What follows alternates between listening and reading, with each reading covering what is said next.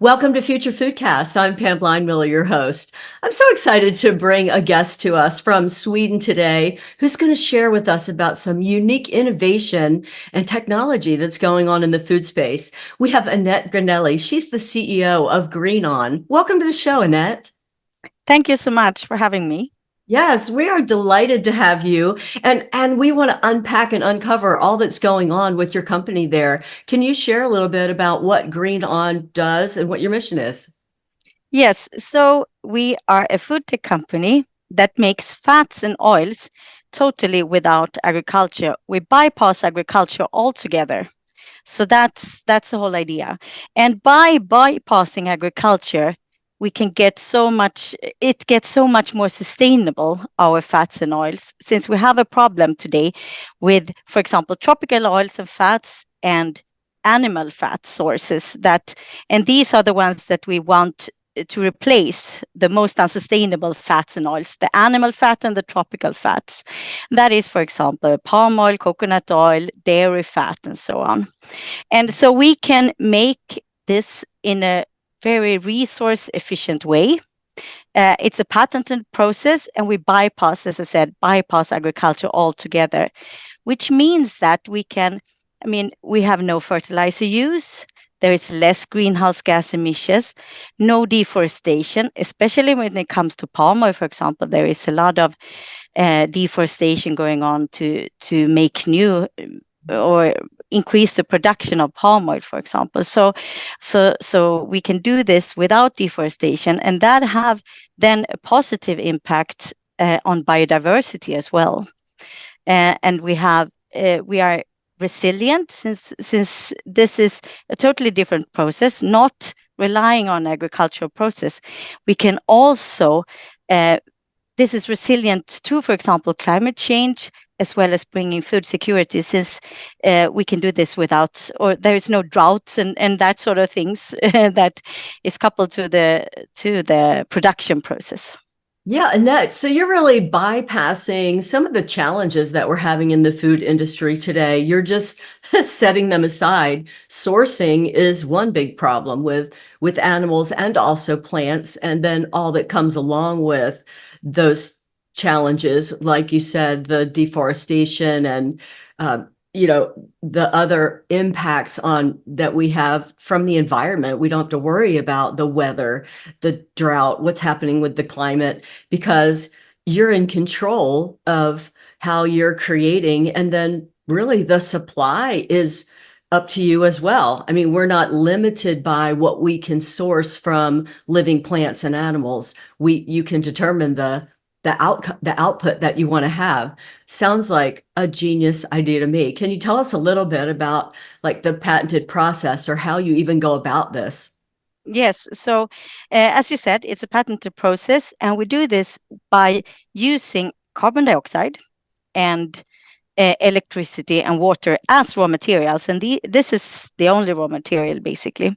And so we make with the electricity, we make hydrogen, and with electricity and water, we make hydrogen, and the hydrogen and carbon dioxide is reacted, making reducing the carbon basically, so that we can have another molecule, and then in a series of chemical steps, we make the fats and oils, the triglycerides, really the fat molecule, and that is it's nature identical, so it's exact same molecule as plants and animals produce, so there's no difference there. And that's important for regulatory issues and so on, of course. Yeah, but we can also make very uh, very different types of fats and oils. So we can custom make them basically. So we are not limited to uh, what plants and animals produce to get a specific function, for example. That is amazing that you only start with those three really raw materials, I will say, like source ingredients. And so my mind just immediately goes to how do you get it to know what output you want? You said you can make different kinds of fats and oils. How do you know if you want it to be a palm oil or maybe a different kind or I don't know, Yeah. maybe So that's too technical of a question.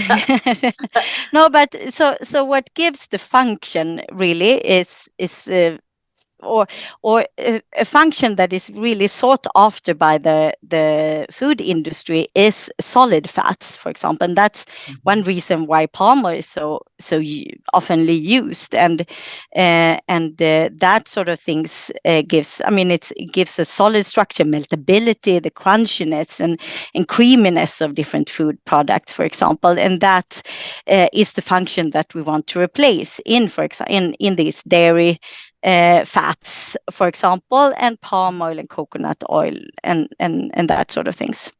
Yeah. Yeah, I know palm oil is a big ingredient in a lot of different products that on the market today. Mm. Food and non-food, a lot of skin products as well, right? Yes, I mean, it's 80% of the palm oil production ends up in food, but there is also fuel and, as you said, cosmetics as well. But so there is, I mean, we have a production already, but we also have an increased need for fats and oils. It doesn't need to be palm oil, but that's one commodity that is going to increase, and there is a projection that the palm oil need will increase by 2050 3 or 4 times, and that will cause a lot of deforestation. So what we are offering is a solution, a technology that can replace that, or not, maybe not replace palm oil, but the need for more deforestation.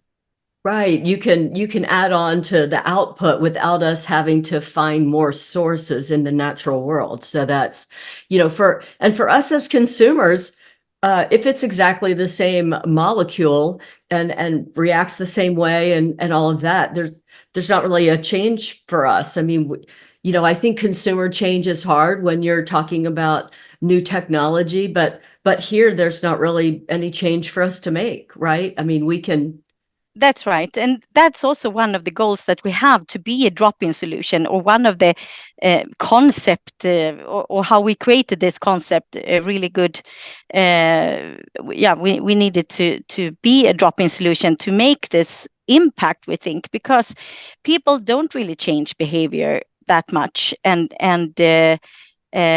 So by then just changing the ingredient to something that is more sustainable, then makes an impact. So that's the idea behind that, so that we don't, we can have the same creamy ice cream and cheese that melt in the same way and so on, even if it's based on other ingredients. Yes, For and we really example, yeah. we really care about that ice cream tasting the same creaminess, and and lovers of cheese like me are, we care that the products are coming out the same way. I mean, that's an Mm. important part. Yes, palm oil, it's basically, at least in the Western world, only used as an ingredient. So in that sense, it's easy, I would say, to just replace that with something else that gives the same function and nutritional values and so on. Yeah, So Annette, I that's the love idea. your terminology of a drop in solution. Like, as a manufacturer who uses one of the ingredients that you're producing, palm oil, for example, it seems like an easy, like you said, drop in. You could, instead of doing what we're currently doing, we could put in this new ingredient that's not having all the impacts and the negatives of some of the current sourcing that's out there.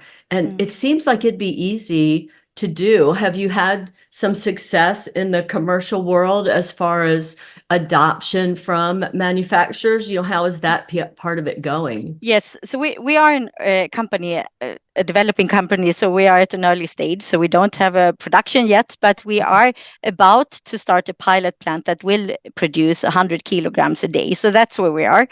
Great. So there are a few steps before the production is up and running, but we think that we can have a large scale production in 2030. That's the goal, to have everything ready and getting to steps towards that. And so the pilot plant will, or can, produce 100 kilograms a day approximately. But we have made some batches already, of course, and I can show you Oh, if great. and this is to the listeners who look at this at the same time. But this is a coconut replacer. It looks like coconut. It doesn't taste anything, and it doesn't smell anything like coconut, because that is what the food industry wants. They want a neutral taste. They just want the function of the creaminess and meltability and that sort of thing. So because when you use coconut, you take away the what it tastes and smell like, often at least. So that's what we're going for, something that doesn't taste or smell anything basically, but gives the same function in the food product. Right. So Eventually. that's really another challenge that the food industry has had to overcome. I mean, they like the texture and the other attributes of the oil of and the solid bits. That was a solid she held up. For those of you watching on YouTube, you saw it, but it was a more solid oil, and the manufacturers are looking for those kind of attributes, but they probably have to negate the smell and the taste. I mean, depending on what they're putting it in. And so that's like one less step for them if they can have that texture piece and the other attributes that the oil brings to them that they like. Yes. I hadn't thought about that before. That's very interesting. Yes, I mean, palm oil, for example, is a neutral oil and that sort of thing. So yes, Well, that's important. So then it's the other things that is in it, the strawberry or the chocolate or the other things that will taste and smell. You're making me hungry right now, Annette. Strawberries, chocolate. I'm ready. These I'm ready for a luscious snack. things. Yeah. I know, but then we're also, like you said, the projection for the required amount of these kind of ingredients is multiplying moving forward, and so this is a real solution to that problem, because we're not going to be able to meet the need moving forward. Yes. So to make an impact, we have been thinking that, I mean, it's both the scalability of the technology as well as the getting it into the food products, as we talked about the drop-in solution, for example, having that as a drop-in solution that will make it into the products and make an impact, and scalability as well, because we can have a lot of different technologies and so on, but if it's not scalable, it won't make an impact on the globally, because that is what we need. We need to change the food system. We need to make it more sustainable we need to make it more sustainable now, but for an increasing world population as well. I mean, when we talk about being fossil free and that sort of things in 2050, and not exceeding the 1.5 or 2.0 temperature, we need to make these changes somehow. We need to change things, and this is one way of doing it. We can make the same molecules and have them into the food products without changing anything else, basically, for these kind of fats that we can produce. We cannot produce all types of fats, but the fats that we can produce, that is a way of doing it. It's resource efficient in that way and scalable, and it's with a fraction of the impact that agriculture and for example, palm oil, coconut, animal husbandry and so on needs, the resources they need. That's huge. Yeah, that is really huge as far as the impact. And you also talked to me before about more of a social impact and the ability for people to move from poor to, more mid-income. And I wonder if you could share about your thoughts on that as well as you move forward. Yes, that is also one projection. That's not mine projection, but that we are people are getting less poor in the world, and that's a good thing, of course. But then they tend to go from a source that is a lot of carbohydrates to eating more protein and fat, and that is also, that's one of the reasons, not that we need more food and more of these types of food that are resource demanding, I would say, and that is one more challenge adding to the growing world population. Yeah. So we can maybe feed the people a little bit better. Yes, and Moving forward. yeah, it's a good thing that we tend to have it better, but comes with these challenges, of course. Absolutely. So also, let's see, we talked about a story about rapeseed that you shared about how an impact there. I wonder if you could share that story with our Yes, audience as well. yes, that is. I mean, that's a way of explaining how resource efficient our technology is, since it's so different to and grasping really what Yeah. it does. So we have electricity and we have water and we have carbon dioxide and we have we have several following chemical processes making fats and oils, then the nature identical molecules, as I said. But so we made a calculation of in Sweden, we grow rapeseed. Of course, we don't grow palm oil, but rapeseed can grow in the southern parts of Sweden. And if you have a hectare of rapeseed, that gives approximately 1.3 tons of rapeseed oil. And with our technology, if we were to put solar panels or solar cells on that same field, that same hectare, it would give 35 tons of fats instead. So that's 28, a little less than 30 times more oils and fat on the same area with that technology. Of course, the electricity doesn't need to come from solar. It can come from wind, or it can come from hydropower, something that is not fossil based, of course, because then it doesn't make sense. The electricity needs to come from a source that is fossil free. So that's important. But I think that gives a little bit of an image in the head that it's resource efficient in that way, and it's resilient, and it gives food security. We sometimes say that we can make tropical fats in the Arctic, and we think that is also and day and night, we're not relying on sunshine and that sort of things, and rain and so on. So that's very different from that point of view. Yeah, well, Annette, it is all very promising and very exciting for those of us who are interested in what's happening in the food industry and how you're embracing, new technology and really reevaluating the way we've always done things to think there's got to be a better way. Let's investigate what that is. And obviously you've found one here. I'm excited to follow what Green On does moving into the future. And I really appreciate you sharing about all this with us here at Future Foodcast, and I know our listeners do as well. Thank you so much for having me.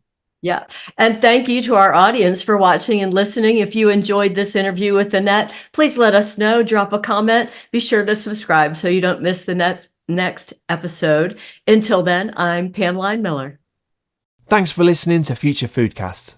Future Foodcast is powered by Farm to Plate, the leading food blockchain platform. Subscribe on YouTube or wherever you listen to podcasts to stay up to date with the very latest innovations in the food industry.